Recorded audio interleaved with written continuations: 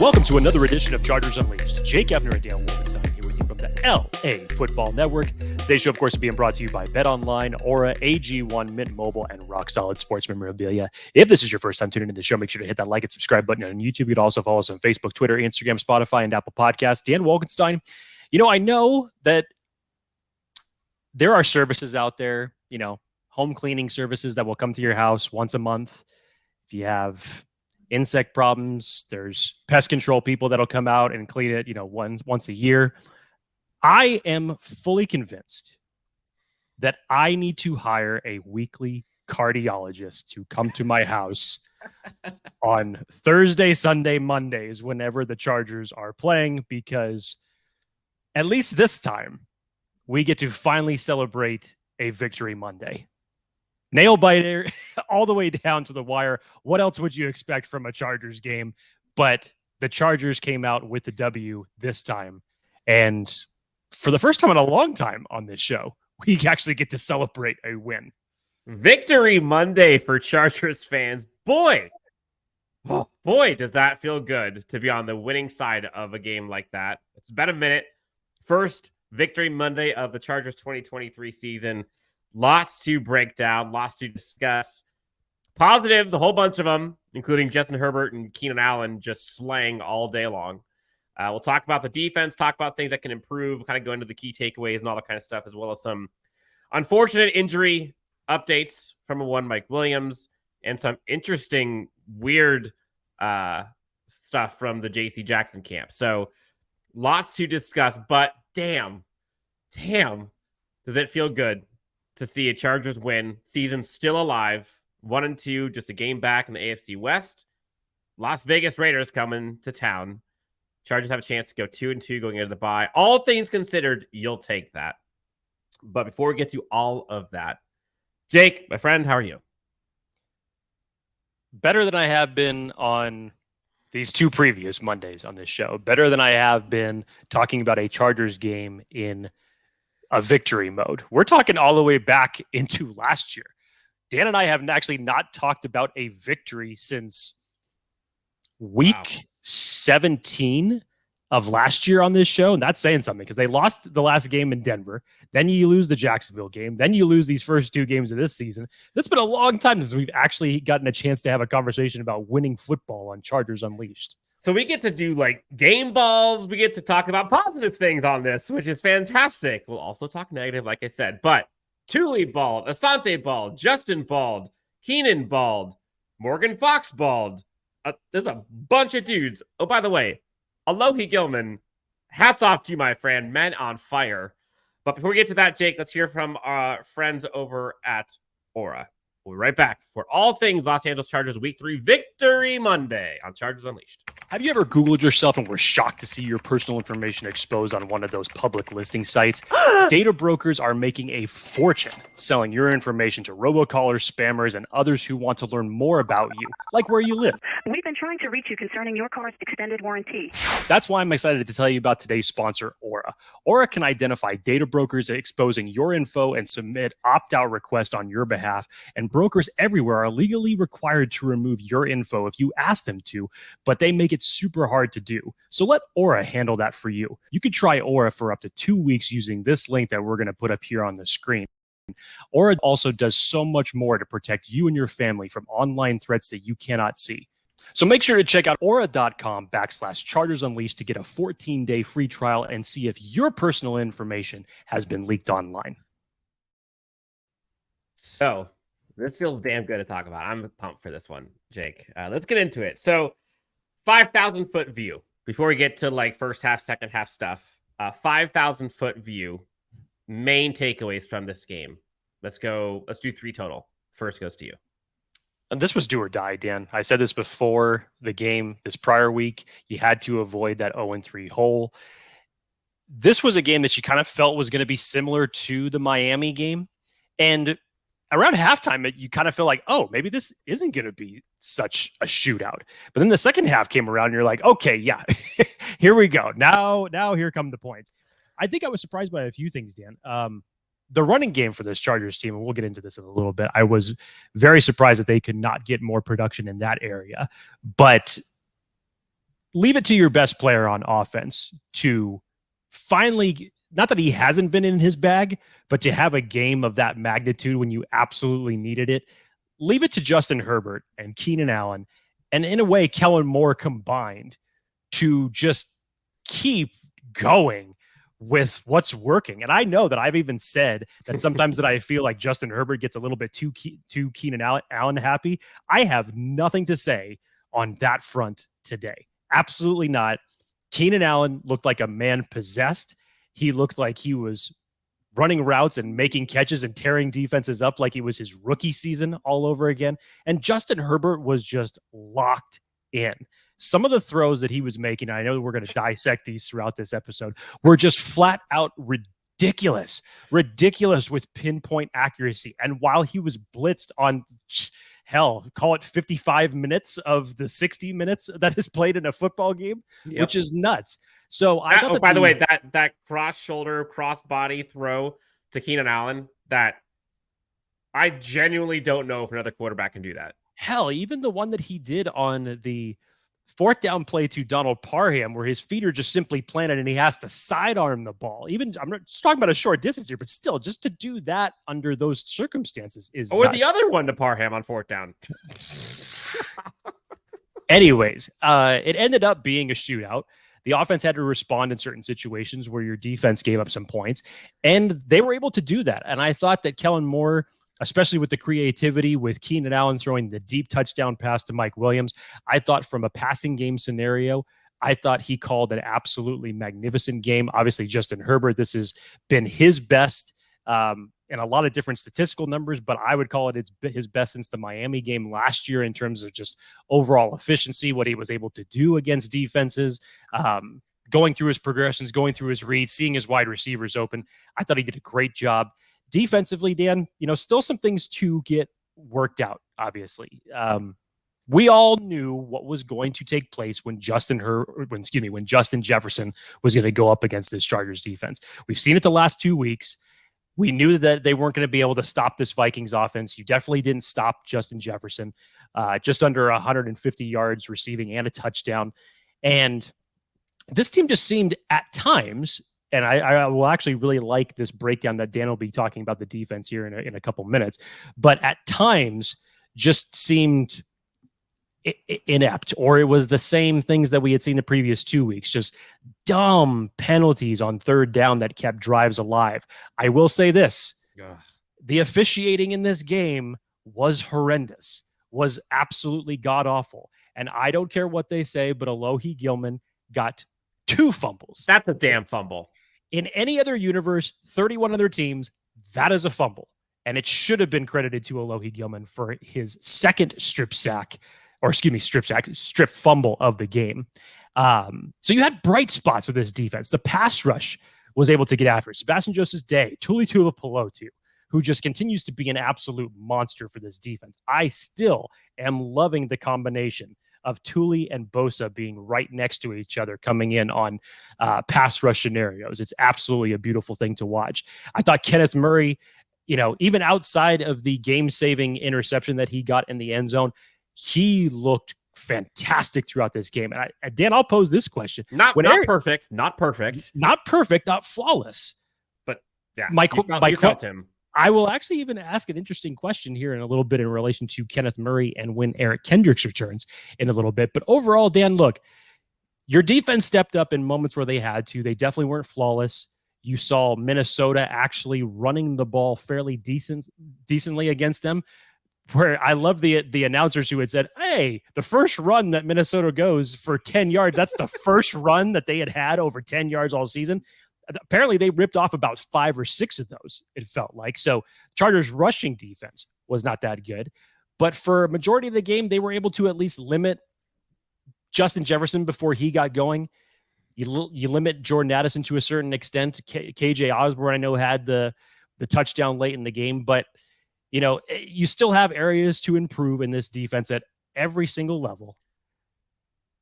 But these are the type of games that you feel like is going to be basically the rest of the duration of the season, is that it's going to fall on Justin Herbert's shoulders once again. It may be a shootout, and that is why I think I'm going to hire a cardiologist. Yes.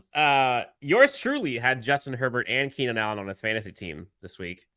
Let's just say, and also Devontae Adams. So let's just say I got that easy win. Fantastic. I was playing someone who had Keenan Allen and Mike Williams on their fantasy team. So I was not as fortunate. I got to celebrate that pass for like a microsecond until I immediately remember, like, oh my God, he threw it to Mike Williams. Yeah. No. Let's talk about Mike Williams for a second. Unfortunate news. Mike Williams, torn ACL, out for the season. In a game that he was typical Mike Williams, insane catches. One from Keenan Allen himself.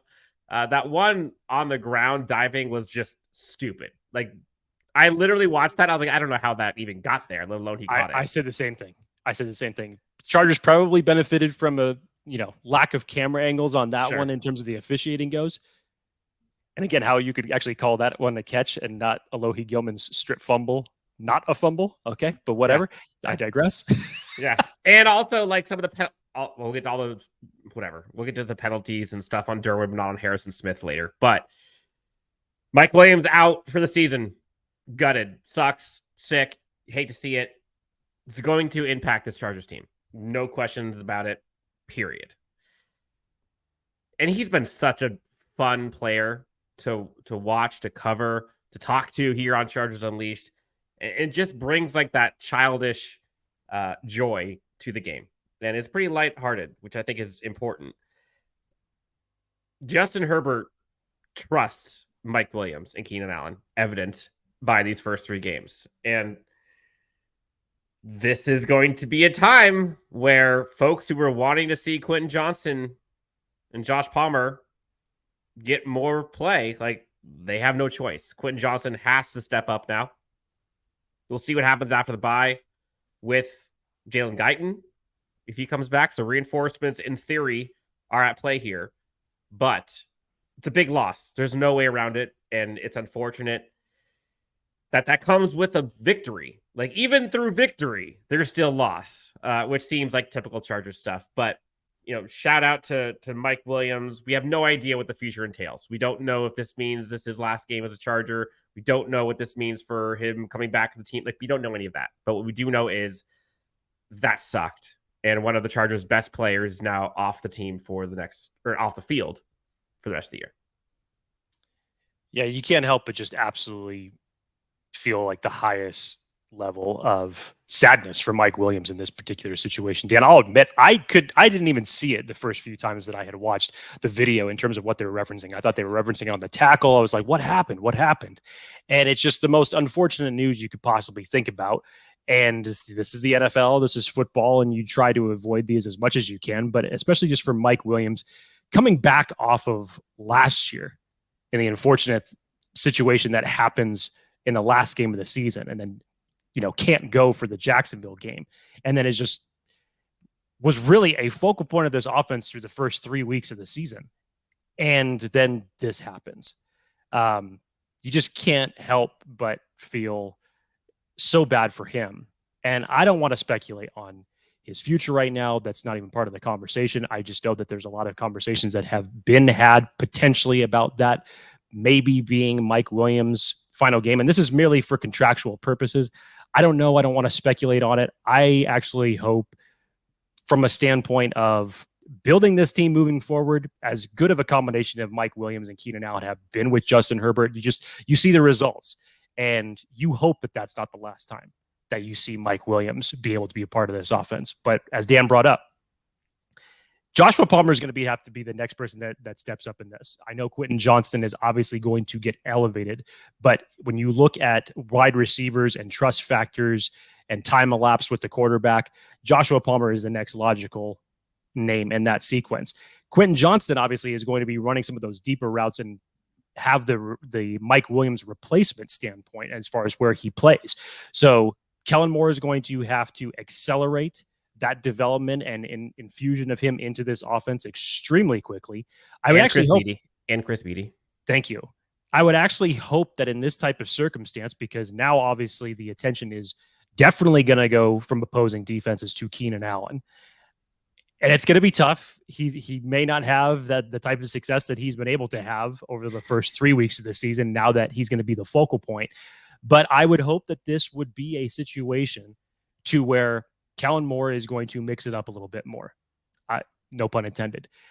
I would hope that he's going to mix it up, create an even more versatile offense, considering the talent on this team and what you could possibly do with some of these guys. You know what you drafted Quentin Johnston for. You know what you drafted Darius Davis for. I would hope to see a little bit more infusion of him into this offense too. As you had mentioned, Dan, after the bye, could Jalen Guyton return? I'm also interested to know, would the Chargers think about having 6 wide receivers active on their roster, and would you promote Keelan Doss? There's a number of different combinations to do, but obviously no one person is going to be able to replicate and replace what Mike Williams did on offense. You're going to have to definitely do it by committee moving forward. Yeah. So one thing that I do want to, we're kind of ending here the major themes. We'll get into kind of the specifics and game balls and guys who balled out, but I do think it is important to talk about the defense and, say what you will about the passing yards allowed and, the rankings there, and say what you will about, the rushing performance of Minnesota this week and all the flack and criticism from Brandon Staley, which a lot of it is duly noted and warranted. Like, there's no question about that. Say what you will about all of that. I felt this was the most connected I have seen this Chargers defense since last year, probably that Colts game. And I'll get into some of this stuff here in a bit, but I'm talking like complementary football. Like when the Chargers offense needs a break, the defense forwards a punt, Chargers offense then goes out and scores. It happened twice in the first half. You heard Brandon Staley and Kellen Moore, kind of one of the big themes going into this offseason or going into this season is the idea of kind of starting strong and finishing. And you look at guys like, Tuli Tuipulotu, who's come in, and you look at guys like Alohi Gilman, who have absolutely raised the level of play this season. And you look at the defensive pass rush, which we'll get into here in a bit. Jake, I want to call out the successes of this defense. We've all talked about the failures. Like, I get it, and I'm there with you, and I've talked about many of them. But starting strong and finishing is an important component of winning football, in my opinion. And if you look at, I'm focusing on the first 2 possessions and the last 2 possessions of both first and second half. So 8 total possessions, first and last 2 of each half. Starting strong, okay? In the first half against Minnesota, the first 2 series, forced fumble, shout out Alohi Gilman, and a punt, 0 points. The first 2 series of the second half, back-to-back forced punts, 0 points. The last 2 series, okay, so now we're talking finishing. The last 2 series on defense, punt and a field goal. Sorry, field goal, and then afterwards, end of half, which shout out to Mike Davis with the incredible job tackling receiver inbounds, basically draining the clock. And then the last 2 possessions, last 2 series of this defense, 2 turnovers, 0 points. 8 possessions on defense, first and last 2 possessions of each half, just 3 points allowed. Say what you will about what happened in between that, but winning football is about starting strong and finishing. And this Chargers defense did that at the front end and the back end of this game. And the Chargers defense won the game at the end. They won the game at the end. We'll get into all of the 4th down decisions and stuff here in a bit, but I think it's important to call out that theme this week helped win this game, and the aggressiveness of the defense helped win this game. And you talked about kind of the pressure that was generated. Jake, this defense, 26 total pressures from this Chargers defense. That's twice the amount of Minnesota. Minnesota had 13, the Chargers had 26. And they also had 7 tackles for a loss. 26 pressures is pretty darn good.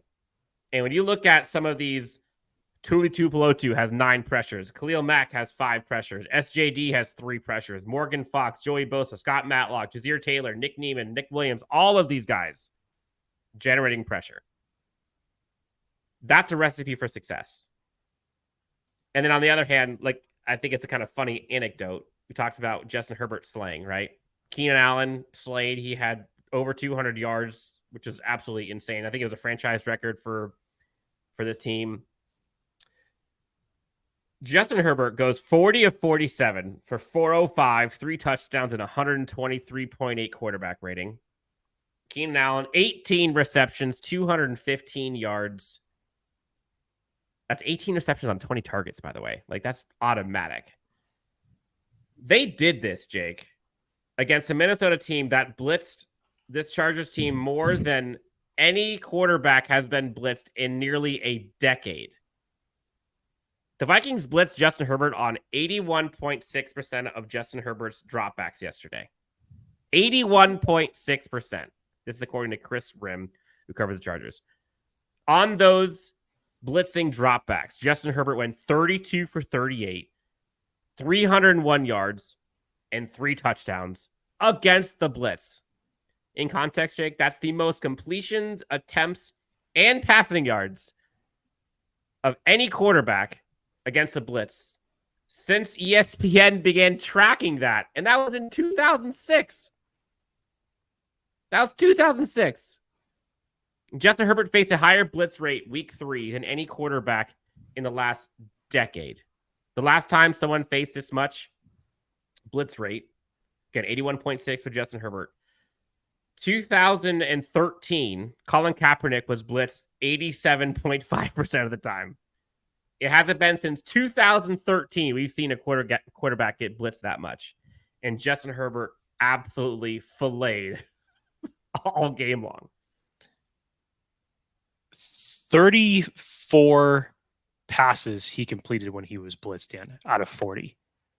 85% completion rate, which is just absolutely ridiculous, as if the stats that you said were not enough. Just add that little caveat on there. There was a 124 quarterback rating that Justin had when he was blitzed. I mean, those are ridiculous numbers under pressure. And Justin Herbert had to move in the pocket in this game because the running backs were not, unfortunately, helping much in terms of pass protection. The offensive line had a few bumps in the road that they had to clear out because Minnesota was bringing pressure. They were doing it. Justin Herbert had to move outside the pocket a few times. And then other times he was just absolutely making ridiculous throws. Just like we said, he was in his bag yesterday. It's just a ridiculous stat when you have a quarterback that's that locked in. And as a defensive coordinator, or even the players on that field, you're just like, what the hell do I have to do? What could I do? And the best part of all of this is how they set up that gimmick play all game long. They were throwing those short passes to Keenan Allen like clockwork. You probably got at least half a dozen of those. And it wasn't just Keenan, like a bunch of guys got those. They set that thing up all game long. Even if it wasn't a pass to Keenan, he was still running those motions around the quarterback. And it was, like you said, it was being set up all game. And then finally, I watched the slide. I'm watching like, oh, please don't fumble that. That looks like it's a backwards pass. Oh, I see what they're doing over the top. Josh Palmer and Mike Williams both open. Josh Palmer probably less open. Mike Williams, easy catch and score. And combined, Chargers quarterbacks, including Keenan Allen, had 4 touchdowns on that day. So Chargers offense is cooking. So I think those are kind of the big picture kind of moments or big picture takeaways. Let's kind of get into some like individual players, decisions, and kind of game balls. So I think they're probably two of the biggest kind of takeaways that I took from the defensive side, aside from what we talked about already. One was I really liked what I saw from the Chargers coaching staff in simplifying kind of the roles of the secondary and putting players where they are kind of meant to be and letting them sit. Mike Davis talked about kind of like the rhythm they have to get into. Asante Samuel Jr., Mike Davis, they played outside corner all day long. Like that's all they did. There wasn't any rotation. There wasn't anything necessarily that needed to get done. They weren't kind of flying around. They weren't taken in and out. Like they were there. That's where they lived. Jazir Taylor lived in the slot. That's what they did. All of them had 85+% of their snaps done at those positions. Whereas you kind of saw weeks past, wasn't necessarily the case. They're kind of brought around all over the place. And I think you saw that show some level of success. Asante Samuel Jr. was the best defensive graded player on the entire team this week. Mike Davis kind of had a little up and down. There was one missed tackle that absolutely crushed them. He got, I think it was a 4th down one, actually, that he let go for the touchdown. But overall, that helped. I think that was a big one. And that could have been due to the fact that J.C. Jackson was a quote-unquote healthy scratch. And a lot of people were wondering, what's up with that? Everyone was surprised, including J.C. Jackson, at least apparently. Come to find out, breaking news, long story short, J.C. Jackson is in some form of legal trouble and did not show up for a court appearance, I believe. And I believe that violated team rules of some sort and has not been able to play with the team because of that. And then Brandon Staley was asked about it, about him coming back on and working his way back onto the starting team. He said TBD. That was before we knew it in context. So when he says that before we got the news that we got today, you're just like, oh my God, like what has happened? Like what's going on behind the curtains? And then this report comes out and you're like, okay, maybe this does shed some type of light on the situation. I'm not sure what the parameters are for JC overcoming this. Obviously, just everything that was disclosed was officially, it was a warrant that it was issued for his arrest for violating his probation. He was supposed to appear in court for a probation violation hearing last Friday, stemming from 2021 arrest for criminal speeding. That's what we know. Now, how that impacts moving forward, what clauses are in contracts, if there's another cornerback that needs to get signed because of this, like all of that, we don't know. But what we do know and what we've seen is largely this Chargers secondary performs better with the group that was out there on Sunday. I think there's no question about that.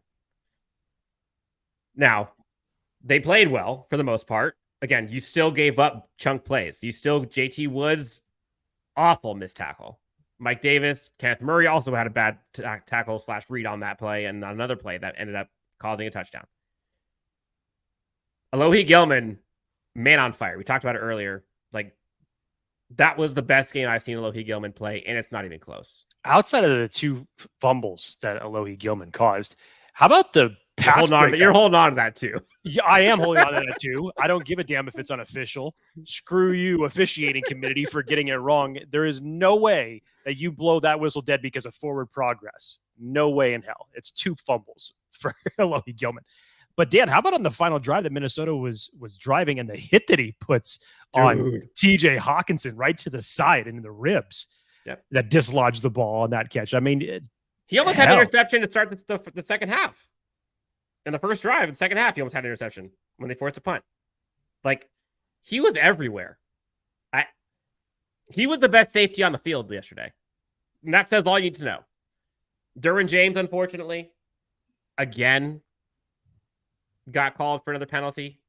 And ridiculous. You saw the frustration, especially in context of the hits that you saw Minnesota put on. Harrison Smith had at least 2. I think he had 3 that were worse than the Derwin James. And you mentioned kind of the officiating. Like, if you're going to call it both ways. Be consistent. And it just wasn't. Hell, look at that touchdown throw that he threw to Donald Parham on the sideline. It looks like he's getting wrestled to the ground by his throat. We're going to call roughing on passer on that? Like, I wouldn't call it. But if we're going to start calling these types of plays, like, you got to call it both ways. Derwin James goes down with a hamstring injury. you saw JT Woods out there. JT Woods with the missed tackle on that big I think it was Justin Jefferson one. Yeah. Just took a really, really bad angle. Yep.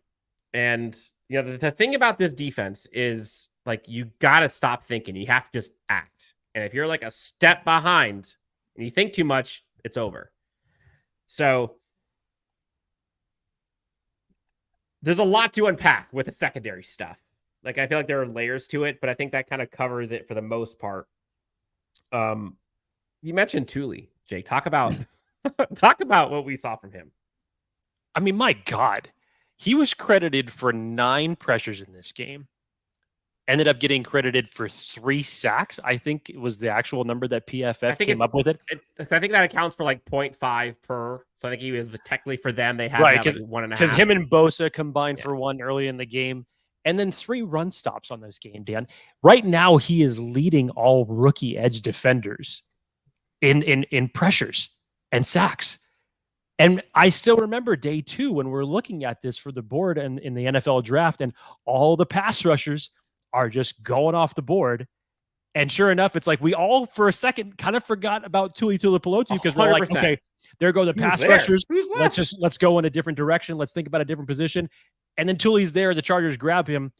And you have to go back, and I even have to talk about one of the first people that actually mentioned Tuli on our show before we even got into the whole pass rusher breakdowns on here. That's Trevor Sikkema.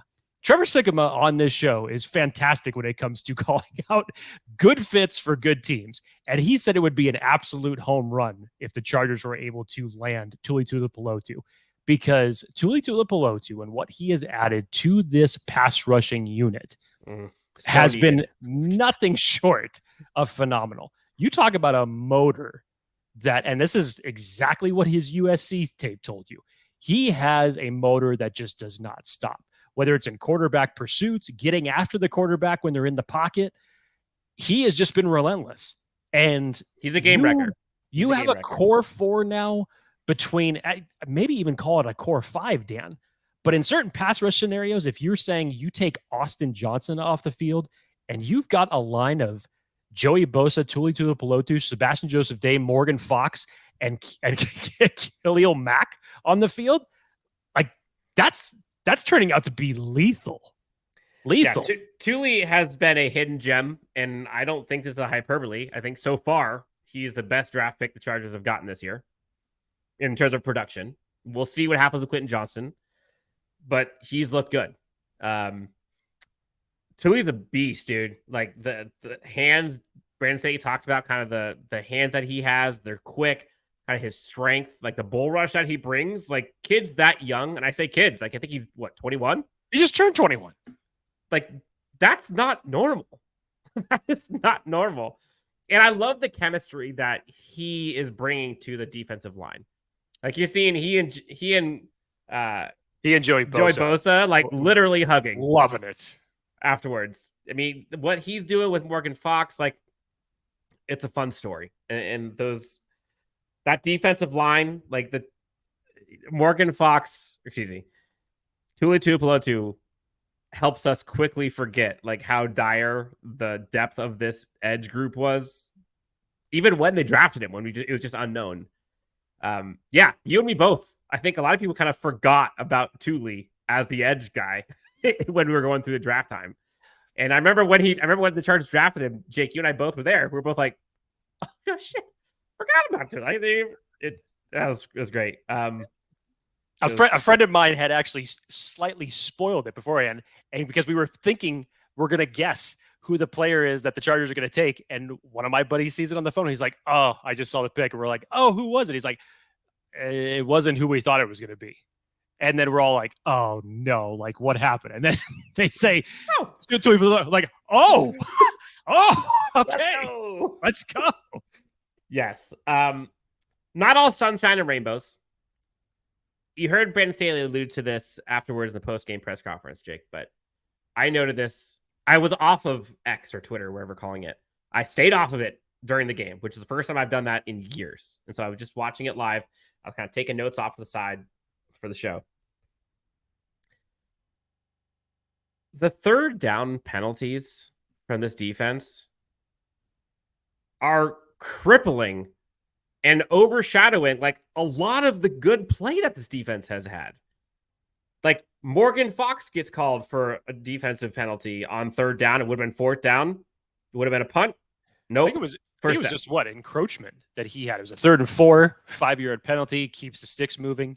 Derwin James, personal foul, literally gives them 3 points because they ends up giving him 15 yards and the first down, and it was a fourth down play. I don't know the number, but I want to say it was at least 3 that were given to the Vikings where it would have been either punt or worst case scenario 3 points, and the Vikings offense got back on the field. That keeps Justin Herbert and the offense off the field and gives that offense an opportunity again to score. Now, yes, that is a part of the game. But if they just did not commit those penalties, and let's just shoulda, woulda, coulda, but if they didn't, the defensive numbers would look very different in a good way. All right, but Jake, I can't believe you've gone 30 plus minutes before we get into this. 4th and Staley, Jake. Alive and well. I felt like if we led with this, because A, it was low hanging fruit, but B, I felt like we were going to be talking about this, for a little bit, and it would kind of bury the lead in the excitement of the victory Monday. So I'm glad we actually saved this until this point of the show. Yeah, 4th and Staley, I believe it 1 for 2 on Sunday. You saw it succeed with the Donald Parham catch, the 4th down in the end zone, which, again, go back and watch that touchdown throw and catch. I don't know which one of those is harder, the throw or the catch. The throw by Justin Herbert, the catch by Donald Parham Jr. Both of those are big boy performance. Like that level of difficulty is insane. End of game. 4th and 1. Chargers had the ball with what I think the defense had no timeouts. So they literally had to get one more first down. End of game scenario. I think it's like a $1:40 left in the game or so. It was going into 3rd down. I texted a buddy and I said, "Hey, is this 4th down territory?" I think it is. Sure enough, Keenan Allen is a yard short, brings up 4th down. So the options are punt it away to the Vikings, and the Vikings will then have roughly a minute and a half to go down the field, and they have to score a touchdown because the Chargers were up 4 at the time.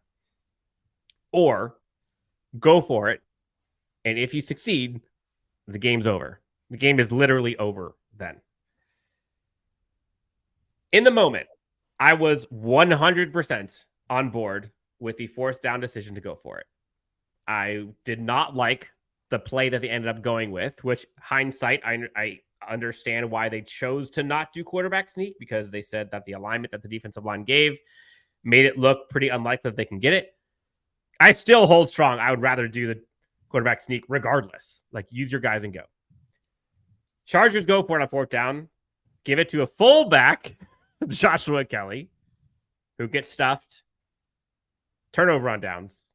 Chargers give the ball back to Minnesota with a minute and a half, and all they got to do is score a touchdown to win it. And the Chargers are now in a position again. Thankfully, Chargers defense holds. The rest is history. We all know how it ended. But that 4th down decision, Jake, I'll ask you this in 2 ways. Live, I'm not talking about the play call. Live, in the moment, did you agree or disagree with it?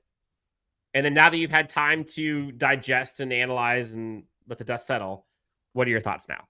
Admittedly, I will say that when it happened, and even shortly afterwards, before I was really able to process it, I didn't like it.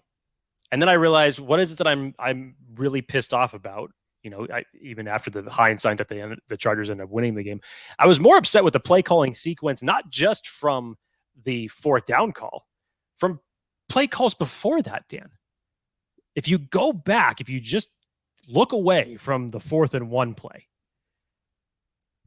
before that drive, here were some of the plays that were being called.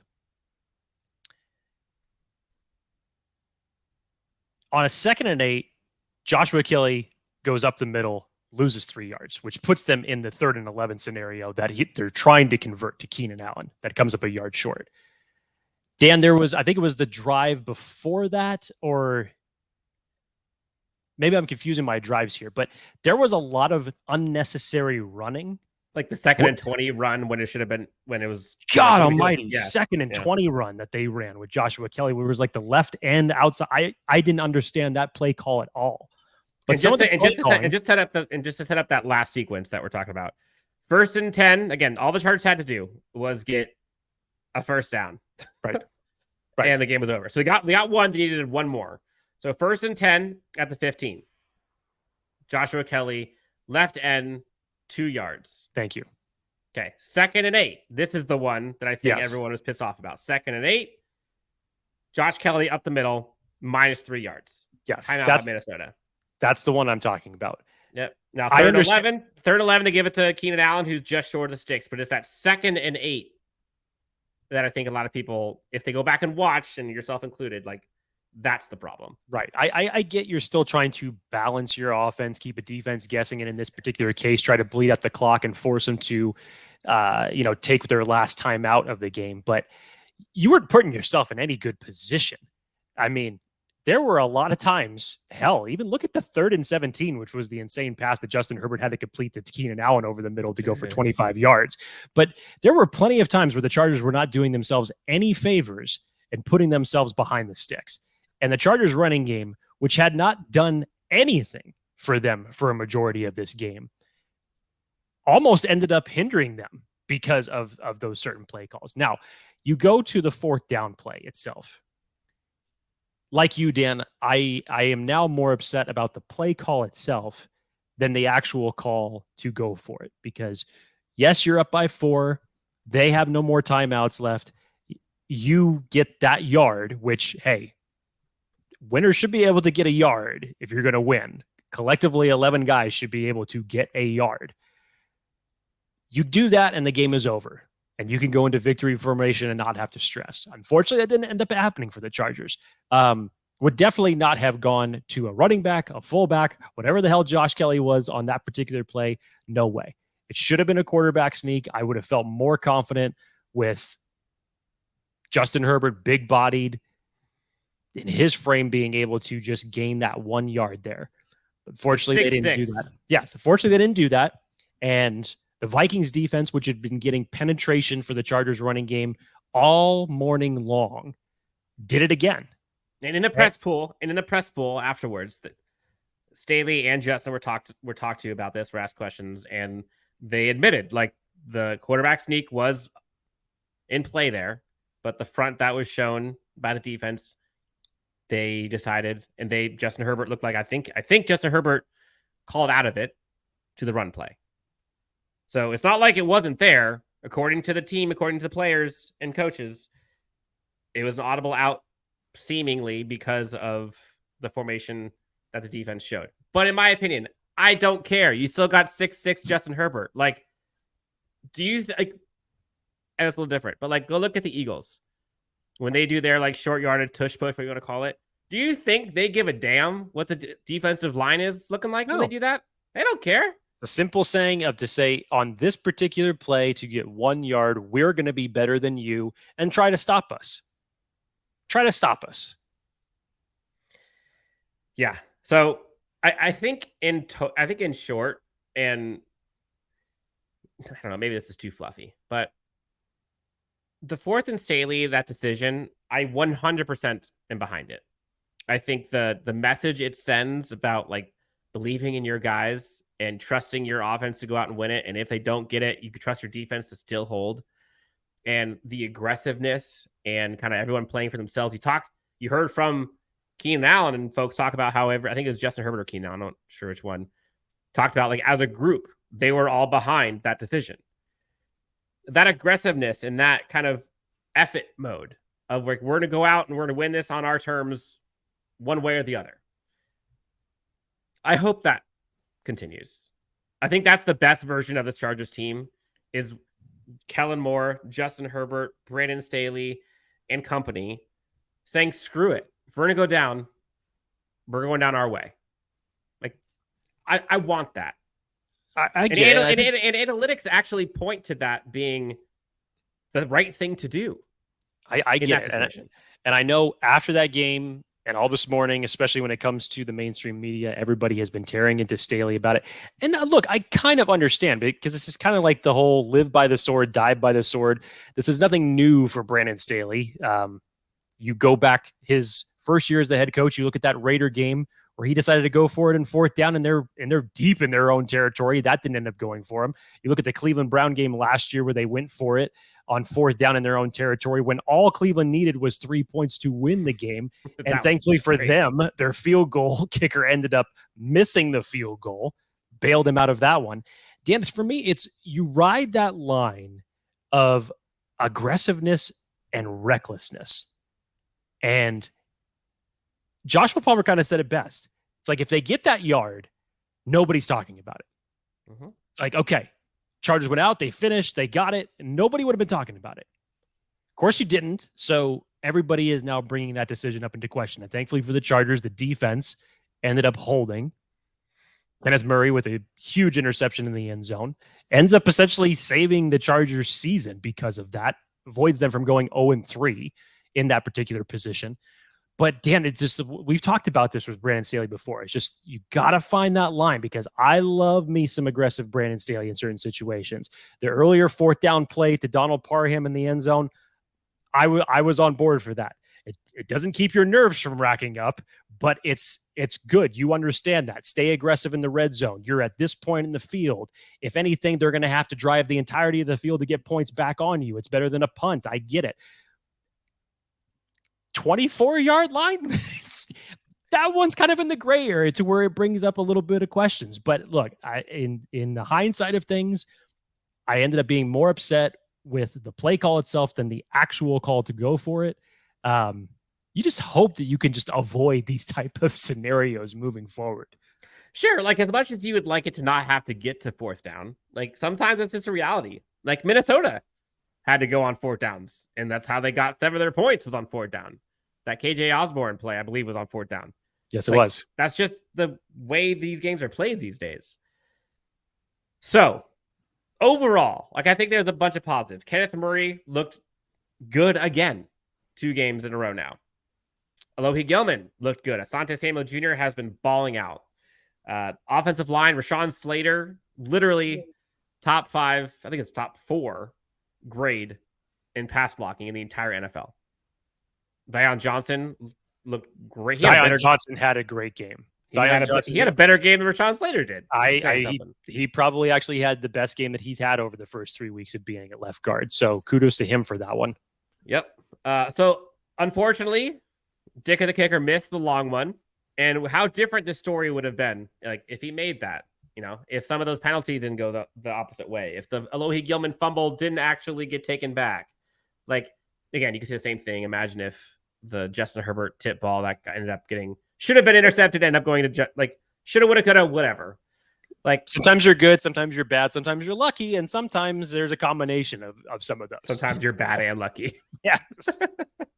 Or unlucky. But Chargers escape with a victory, and that's what matters. And I think the 5,000-foot view of this is, I tweeted out beforehand and afterwards, like by any means necessary. I don't care. At this point, it's about results. And at this point, the Chargers are now 1-2, and they have a huge opportunity ahead of them going up against the Raiders. And a team that quite simply doesn't look good. They've got some great players. 3 great players that team has. Morgan, Max Crosby, Josh Jacobs, Devontae Adams. Leave it to the Chargers to make this game interesting too. We'll get there. Thank you. I really wanted to bite my tongue there, Dan, but you ended up taking my line essentially. If this team can essentially put the Titans moving on from Ryan Tannehill talk off a week, you better not underestimate what they could possibly do against the Raiders from a defensive standpoint. So, any other kind of sigh of relief thoughts? It was just do or die, Dan. It did not matter how you ended up getting this one. You just had to avoid it. And I like hearing all of like the talk this morning, like when people are talking about this game, the 2 things that they're talking about, which is just funny to me because Justin Herbert's name in this is barely brought up. It's either the 4th down decision by Staley, or it's, you know what? I think the Vikings can actually recover from 0-3. And I think they have a benefit of that because of the division that they play in, and the NFC conference is considerably weaker than the AFC.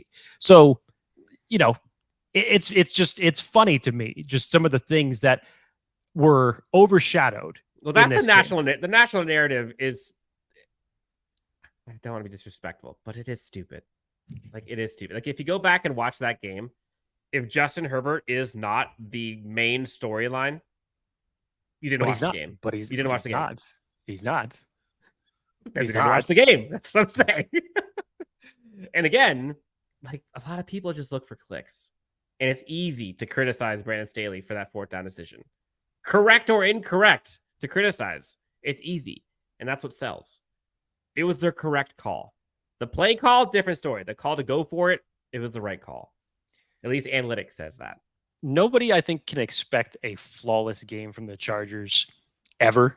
Yeah, where's the 70-20 game? That'd be nice. In any week. Okay, that's definitely not happening. You just have to try to A, string wins together, and B, improve on the little things as the season goes on. That's what this Chargers team is going to have to do, especially from a defensive standpoint. Offense right now, even without Mike Williams, I am actually still very highly encouraged of, considering how Kellen Moore is putting Keenan Allen in a position to win and what he can do with the rest of his weapons. Dan, I apologize. I should have even mentioned it. Gerald Everett. When did Gerald Everett turn into a damn bulldozer? I swear, he's been that dude. He has been breaking tackles or requiring 2 or 3 people to bring him down. Just a little caveat before we sign out.